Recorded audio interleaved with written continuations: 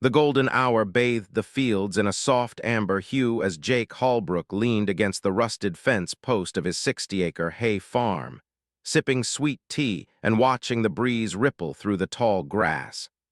Life on the edge of this sleepy Midwestern town had its rhythm, quiet, slow, and steady.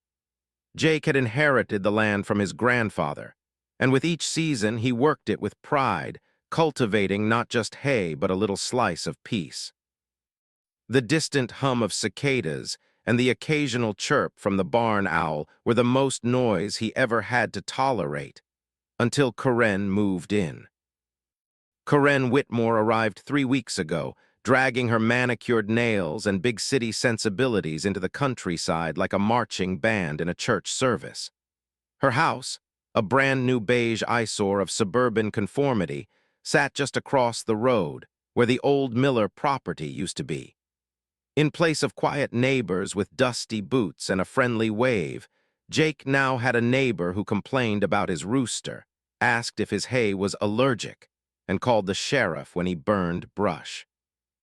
That Saturday evening, Jake was checking the irrigation valve when a strange glow lit up the horizon behind the southern tree line. Curious, he took his truck down the gravel road bordering his pasture, only to find something he never expected: a full-blown outdoor movie setup. An enormous inflatable screen wobbled in the breeze smack dab in the middle of his hay field. Lawn chairs, blankets, and about a dozen SUVs were parked right up to the fence, their tailgates open, kids running wild. And front and center, directing the show like she was Spielberg herself, Karen. She was wearing oversized sunglasses, a megaphone in one hand, gesturing dramatically to someone fiddling with a projector. Popcorn machines churned. Fairy lights dangled from makeshift poles hammered straight into Jake's soil, and not a single soul had asked his permission. His field had become a community theater without a ticket sold or a courtesy call made. Jake cut the engine and stepped out, mouth slightly open, heart ticking up a gear. A kid in a Spider-Man onesie bolted past him with a juice box, followed by a Labrador wearing a bow tie. Karen spotted Jake and waved like they were at a PTA fundraiser. "Hey there, neighbor, isn't this perfect? Open air, family fun, and such a asterisk picturesque location. Oh, don't worry, we'll clean up afterward," she shouted across the field as if that settled the matter. Jake stared at the inflatable screen, then at the hay trampled by footprints and tire tracks. His jaw tightened. He wasn't sure what burned more, the violation or the assumption. Karen had just declared open season on his land like it was a public park, and Jake knew right then and there this wasn't just a one-time thing. This was the start of something bigger. Jake didn't say much that night. He turned around, got back in his truck, and drove off without a word. But that didn't mean he was letting it slide. He spent the rest of the evening packing around his porch, his sweet tea forgotten and warming under the fatting twilight. Every so often, laughter and movie dialogue drifted across the field, sharp and clear in the still air. His field, his hard-earned, carefully managed hay field, was being used like a community center, and all he got was a sarcastic wave from Karen. The next morning, he woke up early and walked out to survey the damage. The field looked like a music festival aftermath. Trash littered the grass, crushed soda cans, half-eaten popcorn bags, and broken folding chairs abandoned like fallen soldiers. Deep ruts were carved into the ground where the SUVs had parked, and worse yet, several of his hay bales had been knocked over, likely used the night before as seating or tables. His harvest, worth thousands, now trampled under Karen's picturesque party. Jake snapped photos with his phone, seething. When he crossed the field to knock on Karen's door, she opened it with a bright smile and a coffee mug that read "Boss Lady." "Jake, oh, the movie night was a huge asterisk hit. We're already thinking of doing another next weekend. Maybe a musical theme." "You were on my land," Jake said flatly. Karen blinked, feigning confusion. Oh, really? I thought it was just open space, no fences or signs or anything. You knew it was my field. You waved at me standing in it. She chuckled, brushing imaginary lint off her yoga pants. Well, you did stop asterisk us, and besides, it was for the community. It brought people together. Isn't that worth more than a few blades of grass? Those blades of grass are my income, Jake replied, his voice edged in steel. Karen waved dismissively. Well, no harm done. I'm sure you'll bounce back. Anyway, I've got a Zoom call in 5, toodles. She shut the door in his face. Jake stood there for a long moment, fists clenched, trying not to punch her porch railing. He dealt with weather, coyotes, and machinery breaking down mid-harvest, but nothing prepared him for a neighbor who treated his land like a blank canvas for her suburban fantasies. He tried calling the sheriff's department, but they said unless he had signs posted or fences, it would be hard to prove trespassing. Civil matter, they called it. Jake called it theft. By Monday, word was spreading around town about how Karen had hosted a free movie night on the old Hallbrook field. People thought it was generous. Noble, even. Jake had become the unintentional benefactor of her self-promotion. She strutted into the farmer's market like a local hero, boasting about how she brought culture to the countryside. That's when Jake realized this wasn't just one bad night. Karen had plans, big ones, and they didn't include respecting boundaries. By the following weekend, Karen was in full swing again. Jake watched from his porch as delivery trucks arrived, unloading speakers, extension cords, and more gaudy decorations than a high school prom committee could dream of. The inflatable screen returned, bigger this time, tethered right into his hay field again like she'd booked it with a deposit. This time, she added a popcorn tent and what looked suspiciously like a rented cotton candy machine. She hadn't even bothered to talk to Jake. No note, no knock, no sheepish smile. Just assumed it was fine because, in her mind, community goodwill outweighed private property rights. To Karen, the hay field was now the town's favorite event venue, and she was its self-declared CEO. Word spread fast on social media with posts like "Movie under the stars at Karen's field." And thanks to Karen for another magical night on the farm. Jake gritted his teeth every time someone said Karen's field. It was like watching someone slap their name on your mailbox and start collecting your mail. But when the flyers started appearing at the diner, post office, and church bulletin board, complete with Karen's face and the phrase, hosted by the Whitmores, featuring a local farm experience, Jake's patience snapped like a dried twig. He visited the sheriff's office again, now armed with a folder full of photos, videos, and tire track measurements. The deputy, younger and clearly overwhelmed, scratched his head as Jake laid it all out. I mean, yeah, she shouldn't be doing that, the deputy said. But again, unless there's a clear no trespassing sign or a fence, it's hard to pursue legally.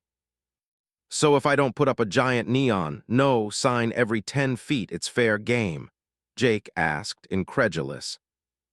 The deputy gave him a sympathetic shrug. Welcome to modern neighbor disputes, Mr. Hallbrook. By Sunday morning, Jake's field looked even worse. Someone had driven a truck over the southern fence line, snapping a post clean in two. Trash was everywhere. One hay bale had been shredded, likely from kids climbing it, and candy wrappers fluttered across the pasture like autumn leaves. Karen, of course, was nowhere to be seen when Jake marched over to her place.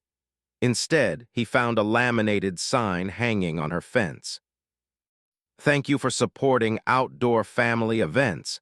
Stay tuned for next weekend's double feature. Jake stood there reading it twice, feeling his jaw tighten until his molars protested. This wasn't just a neighbor being thoughtless anymore. This was someone trying to take control. Karen had essentially rebranded his livelihood into her recreational playground. She didn't just ignore boundaries, she erased them with glitter and Instagram posts. That night, as the moon cast silver streaks across the wreckage of his once pristine field, Jake sat on his porch in silence. His hay was ruined, his dignity trampled, and Karen, she was probably indoors already planning the next night under the stars. But what Karen didn't realize, what she couldn't possibly know, was that Jake wasn't just a farmer. He was patient and clever and very, very done playing nice. Jake wasn't one for dramatics, but even he could admit that Karen had declared a kind of war. And if she wanted to play games, he was more than ready to suit up. First, he did what he should have done weeks ago. He put up signs. Big ones. Dozens of bold red, no trespassing, private property signs around the entire perimeter of the field. He even bought reflective ones, so they glared back at you no matter what time of day you looked. But he wasn't just going to tell her to leave. No, Jake wanted to show asterisk her. And for that, he needed to understand exactly who he was dealing with. Over the next few days, while repairing fence posts and salvaging what he could from the flattened hay, Jake started digging, figuratively speaking. He visited the county record's office and discovered that Karen's property, flashy and freshly built, was still under an HOA-managed development plan, even though it bordered open farmland. That meant restrictions, rules, codes, and most deliciously, liabilities. He also learned that the inflatable screen she so proudly showcased wasn't just an eyesore. It was technically a fire hazard, especially when powered by half a dozen long, tangled extension cords plugged into multiple household outlets and run across dry grass. Worse, the projector setup she used required a permit for public display, especially on land that wasn't hers. That detail made Jake's day. He printed every ordinance, rule, and code he could find, even the obscure ones. He called a friend over in the zoning office just to chat, of course. Jake was polite, casual, friendly, but he made sure to mention the weekly unauthorized outdoor events drawing dozens of vehicles, complete with unregulated food machines on potentially flammable terrain. The friend listened carefully, interest piqued. Then Jake turned his attention back to the field. He needed a little something extra, something symbolic. So he visited Old Man Duffy, a local legend with a drone license and a mischievous streak. Together, they reviewed aerial footage from the last event, perfect shots of the cars, the trash, the guests wandering around with zero clue they were trespassing. Even better, the footage clearly showed Karen standing proudly in front of a sign that read his name asterisk, Holbrook Hay Co., as if it were just quaint decoration. But Jake wasn't just collecting receipts. He was laying bricks for something much bigger, something Karen wouldn't see coming until it smacked her right in her megaphone. He wasn't going to yell or argue or get into shouting matches on her doorstep. He was going to make a point so sharp and well-aimed, it would leave Karen gasping for air and hopefully respect. That night, Jake sat on his porch with a smile for the first time in weeks. The moonlight danced on the new private property signs, and the breeze carried the scent of fresh hay, untrampled for once. Karen thought she was starring in her own feel-good suburban fantasy. But the next act, that was Jake's script now. Jake's revenge wasn't going to be loud. It was going to be poetic, precise. The kind of move that would make old farmers raise their coffee mugs in slow, satisfied nods. He started small, laying the groundwork with subtlety and care. First, he flagged the property boundaries with surveyor's tape, bright orange, flapping in the wind like little victory flags. Then he planted a neat row of temporary fencing just inside his property line. Not enough to block the view, but enough to make people notice where the line began. Next came the piece de resistance, a decoy event. Jake created a fake flyer professionally designed, full of rustic charm that advertised Holbrook's Hay Fest, complete with tractor rides, goat yoga, and an exclusive drone light show. The flyer was fake. The event was fake, but he made sure it looked real enough to circulate fast. He left a few copies at the local diner. One accidentally found its way into Karen's mailbox, and another pinned right on the community bulletin board where Karen posted her weekly, Karen's Movie Nights. Sure enough, within a day, Karen had taken the bait. Jake spotted her from his porch, packing her driveway on the phone, clutching a stack of flyers, clearly in a state of mild panic. He could almost hear her panicked suburban gears grinding. Another event on her field? Without her approval, she doubled down. The next day, Jake heard the unmistakable sound of Karen barking orders across the field. She had called in reinforcements. A crew arrived to help her set up what she proudly announced as Karen's Mega Movie Weekend, complete with new signage that read official venue for community events, with support from local residents. She had no idea she was walking into a trap. Meanwhile, Jake was quietly alerting the county zoning board, the local fire marshal, and the sheriff's office. He sent over the drone footage, photos of the damage, screen captures of Karen's event page, and best of all, a copy of her updated flyer claiming partnership with local farms, including his asterisk. All of it documented, all of it carefully worded to avoid confrontation but impossible to ignore. By Friday evening, the field was buzzing again. Karen stood at the center, hair curled, sunglasses perched on her head like a crown, directing volunteers. The inflatable screen swayed in the breeze, the projector hummed, and the popcorn machine sputtered to life. She was ready for her biggest night yet, unaware that 3 different county vehicles were rolling up the dirt road behind her, lights off, clipboards ready. Jake didn't even need to leave his porch. He just sat there, tea in hand, as dusk settled over the land. He could already picture it, the moment when Karen's empire of extension cords and entitlement would come crumbling down under the weight of citations, permits, and good old-fashioned consequences. The screen was up. The lights were strung. The trap was set. All that remained was to press play. The first sign that something was off came just as the projector flickered to life. Karen was standing proudly at the front, megaphone in hand, welcoming her guests to the biggest movie night yet. Families were settling in, kids were chasing each other around the hay stubble, and the scent of hot dogs wafted through the air. It was almost picturesque, if you ignored the fact that none of it was supposed to be happening. Then out of the dusky blue came the flashing of red and blue lights. 3 county trucks pulled in, slow and deliberate like a storm rolling in across flat land. A fire marshal stepped out first, clipboard in hand, followed by a zoning officer and a deputy sheriff who looked like he was already tired of Karen's voice. The crowd quieted. Heads turned. Karen blinked in confusion, still holding the megaphone like it could shield her from reality. Hi," she said, stepping toward them with a nervous laugh. "Can I help you?" The fire marshal didn't even glance up. "Are you the organizer of this event?" "Well, yes, I mean it's a community thing, totally informal, family fun. I do this all the time."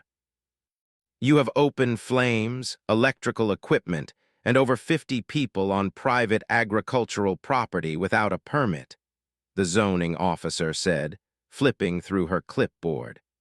"We've also received reports of unlicensed public performance, food service violations, and unlawful use of land not designated for recreational gatherings." Karen's mouth opened, then closed, then opened again like a fish gasping on dry land. This is just a movie night. I didn't think I needed permits or whatever." Jake, still on his porch, sipped his tea. The deputy stepped in next. "Ma'am, we also have documentation that you've repeatedly used this field without the owner's permission. You're being cited for trespassing, unauthorized event hosting, and property damage." We'll need to speak to you privately." The crowd had gone dead silent. A few people awkwardly picked up their blankets.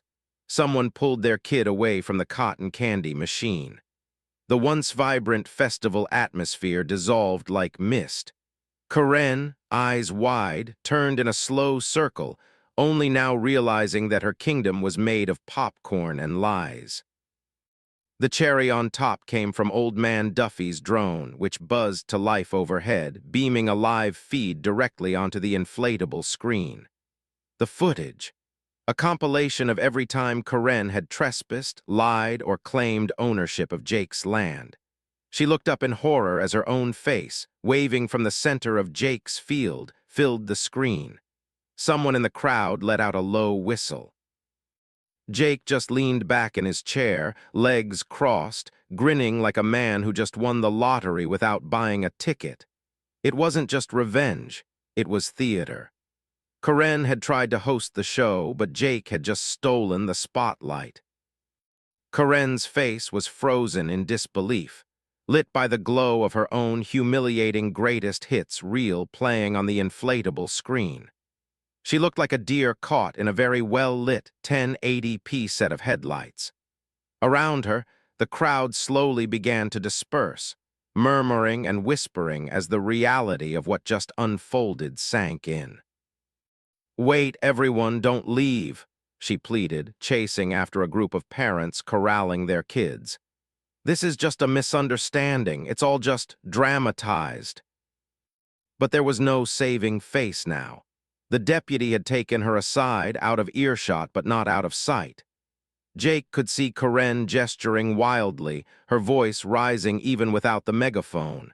She pointed across the field toward his porch, clearly trying to redirect blame. The sheriff just shook his head, taking notes, completely unfazed by her theatrics. Then came the paperwork. One by one, citations were issued. Illegal use of agricultural land, unauthorized public event, food safety violations, and trespassing.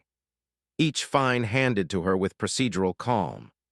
Karen, still dressed in her event organizer best, complete with sequin sneakers and a KWEN baseball cap, looked like she might spontaneously combust from a combination of anger and embarrassment. "What do you mean I need a fire permit for a popcorn machine?" she shouted at the fire marshal, who responded only with a dry, bureaucratic stare. When the zoning official handed her the final citation, one that included a mandatory court appearance, Karen gasped as if someone had slapped her with a frying pan. "This is harassment. I'm doing something beautiful asterisk. For the asterisk community, I'm the good guy here." To that, the zoning officer simply replied, "No, ma'am, you're the trespasser." Meanwhile, a couple of Karen's usual cheerleaders from the neighborhood tiptoed off with their folding chairs, pretending they didn't know her.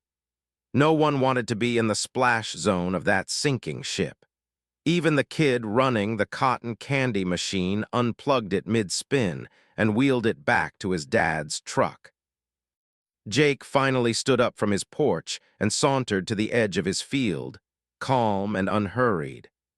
Karen locked eyes with him as the drone footage finally cut out, leaving the screen blank and flapping in the wind. "This is your fault," she hissed, red-faced and furious. "You set me up." Jake tipped his hat.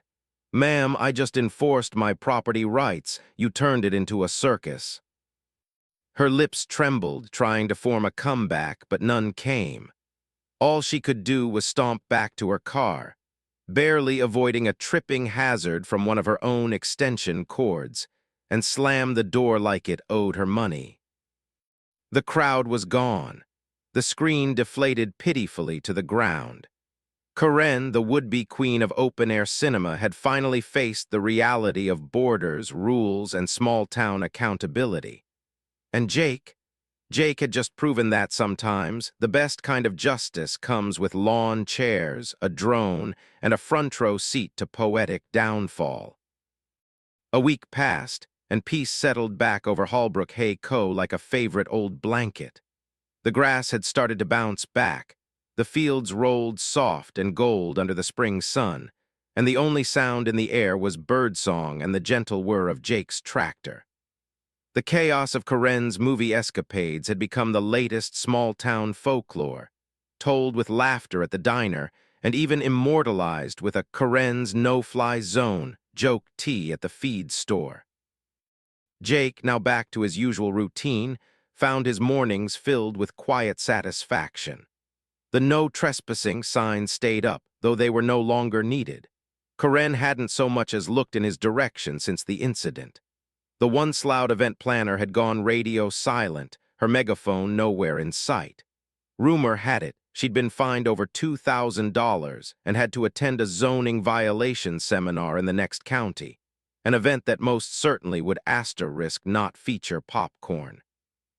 What remained of her inflatable screen was seen folded up beside her garage like a forgotten tent after a failed camping trip. No more flyers. No more theme nights. The community she'd tried to impress had all but ghosted her, too embarrassed to be associated with the woman who threw a movie night on someone else's land and got publicly shut down with a drone and a legal takedown. Jake even got a handwritten apology in the mail from Corinne's husband of all people, along with a gift card to the local farm supply store. Didn't know she was doing all that. Thanks for handling it better than I would have, the note said. Jake chuckled at that one for a good 5 minutes. But the best part? Jake finally got his hay field back, unbothered, untouched, and more respected than ever. The subtle irony wasn't lost on him. Corinne had tried to turn his land into a theater, but it was her own show that brought the house down. A show she didn't even realize she was starring in until the credits rolled and the lights came up on her public humiliation. On a warm Saturday, Jake hosted a real gathering. Not a movie night, but a quiet community cookout with local farmers, old friends, and a few new neighbors who actually asked first. They brought pies and lemonade, and one guy even brought his guitar. Someone joked about setting up a screen, and the entire crowd burst out laughing. "Nah," Jake said with a grin, poking at the fire pit. "This here's a no-fly zone for inflatable nonsense." As twilight deepened and fireflies blinked through the grass, Jake looked out over his land, finally quiet, finally respected. He didn't need to raise his voice or make a scene. He just needed a good plan, some patience, and a little poetic justice. And if Corinne ever got the itch to host again, well, she'd probably remember that hay fields aren't movie sets and farmers aren't fools.